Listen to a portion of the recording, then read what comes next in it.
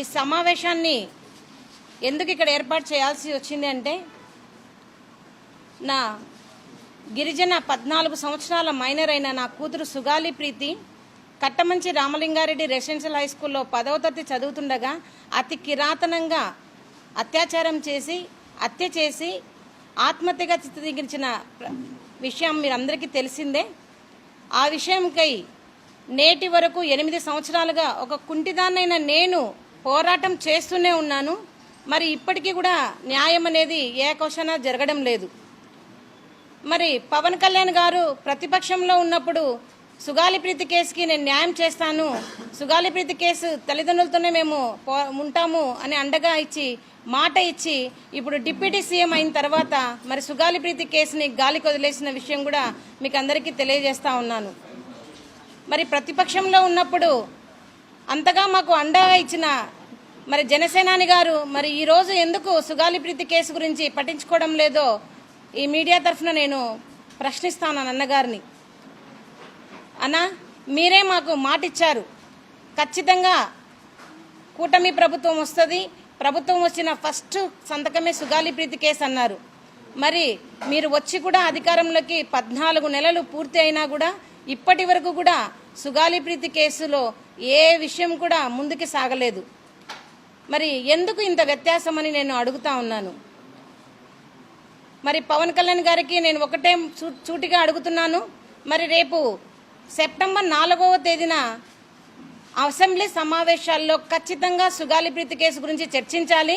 మరి ఖచ్చితమైన నిర్ణయం తీసుకొని మరి కేంద్రం మీద ఒత్తిడి తెచ్చి సిబిఐకి అప్పగించాలి నా కేసుని, లేదా కనీసం ప్రత్యేక బృందంనైనా వేసి సిట్టుతో అయినా నా కూతురి కేసుకి హంతకులు ఎవరినో మీరు శిక్షించాలి అని కోరుతా ఉన్నాను.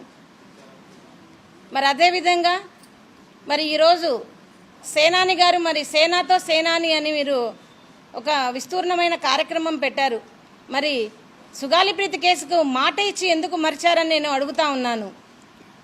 మీరు ఎందుకు కేంద్రం మీద ఒత్తిడి తెచ్చి సిబిఐకి నా కేసును ఇప్పించలేకపోతున్నారని మేము ప్రశ్నిస్తూ ఉన్నామన్నా.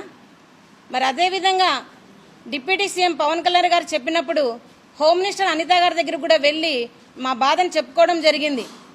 మరి హోమ్ మినిస్టర్ గారు మరి శ్రీకాంత్ అయిన జీవిత ఖైదీకి పెరోల్ ఇచ్చే విషయంలో చాలా బిజీగా ఉన్నారు. మరి సుగాలి ప్రీతి కేసు అసలు కనపడడం లేదు. ఎందుకు ఇంత నిర్లక్ష్యం అని అడుగుతాను.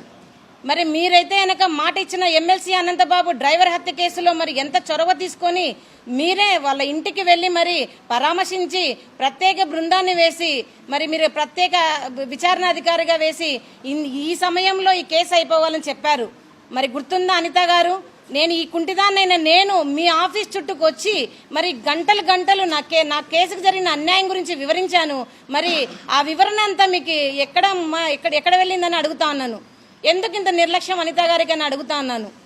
సుగాలి ప్రీతి అంటే గిరిజనులంటే ఓటుకు మాత్రమే మీకు పనికొస్తామా?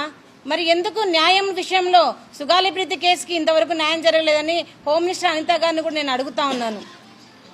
మరి రాబోయే కాలంలో ఖచ్చితంగా సుగాలి ప్రీతి కేసుకి న్యాయం జరగకపోతే ఖచ్చితంగా మేము గవర్నర్ని అపాయింట్మెంట్ తీసుకొని గవర్నర్ గారికి కూడా మాకు జరిగిన అన్యాయాలు అక్రమాల గురించి కూడా మేము గవర్నర్ గారికి తెలియజేసుకొని న్యాయం కోసం మేము గవర్నర్ గారిని అర్జిస్తామని చెప్తున్నాను. ఇంకా అతి త్వరలో మేము సుగాలి ప్రీతి కేసు జరిగిన అన్యాయంపై డిజిటల్ క్యాంపెయిన్ కూడా మేము చేయదలుచుకున్నాము. ఆ డిజిటల్ క్యాంపెయిన్కి సూచననే ఈ బ్యానర్. మాకు ఎందుకు ఇంత నమ్మక ద్రోహం చేయాల్సి వస్తుంది అనేది ఈరోజు ప్రశ్నార్థకమైనది. మరి అదేవిధంగా ఈ కేసుకి న్యాయం జరగకపోతే కూడా నిరాహార దీక్షకు కూడా మేము పూనుకుంటామని మేము చెప్తున్నాము. ఎందుకంటే ఒక్కటి ఆలోచించండి, 8 సంవత్సరాలుగా మరి కాళ్ళు లేని ఒక అవిటి తల్లి పోరాటం చేస్తుంటే ఎందుకు ఈ ప్రభుత్వాలకు న్యాయం చేయాలనిపించడం లేదో చెప్పండి. మరి మేము ఎంతకాలం ఇలా పోరాడాలో చెప్పండి. స్కూలుకు వెళ్ళి చదువుకోమని పిల్లల్ని స్కూలుకు పంపిస్తే కీచకంగా అత్యాచారం చేసి హత్య చేసిన వాళ్ళని శిక్షించండి ముద్దాయిలంటే మీకు ఎందుకు అంత ప్రేమిస్తున్నారు ముద్దాయిలను? ఎందుకు శిక్షించరని అడుగుతా ఉన్నాను. మరి లోకేష్ బాబు గారు మీ రెడ్ బుక్లో సుగాలి ప్రీతి హంతకుల పేర్లు ఉన్నాయా లేవా చెప్పండి. ఎందుకు ఇంత నిర్లక్ష్యం ప్రభుత్వానికి గిరిజనులంటే చెప్పండి, నేను అడుగుతా ఉన్నాను. మరి నేను ఈడ్చుకుంటూ ప్రతి ఆఫీస్ చుట్టూ నేను నా కూతురు గురించి చెప్తున్నానే, మరి ఒక్కరన్నా స్పందించడం లేదు ఎందుకు? ప్రతిపక్షంలో ఉన్నప్పుడు సుగాలి ప్రీతి కేసు గుర్తున్నప్పుడు అధికారంలోకి వచ్చిన తర్వాత ఎందుకు మీకు గుర్తుకు రాదని నేను అడుగుతున్నాను. మీరు న్యాయం చేయలేరా? చేస్తారా చెప్పండి. ఒకవేళ న్యాయం జరగని పక్షంలో నిజంగానే మంగళగిరి పార్టీ ఆఫీస్ దగ్గర, జనసేన పార్టీ ఆఫీస్ దగ్గర నేను ఆమరణ నిరాహార దీక్ష కూడా మేము పూనుకుంటాము. ఎందుకంటే ఒక తల్లిగా నా బాధ నా కూతురికి మనశ్శాంతిని కలిగించాలి. ఆ మనశ్శాంతి కలిగించడానికి నేను ఎంత దూరమైనా పోరాటం చేస్తానని మీడియా ముఖంగా తెలియజేస్తున్నాము.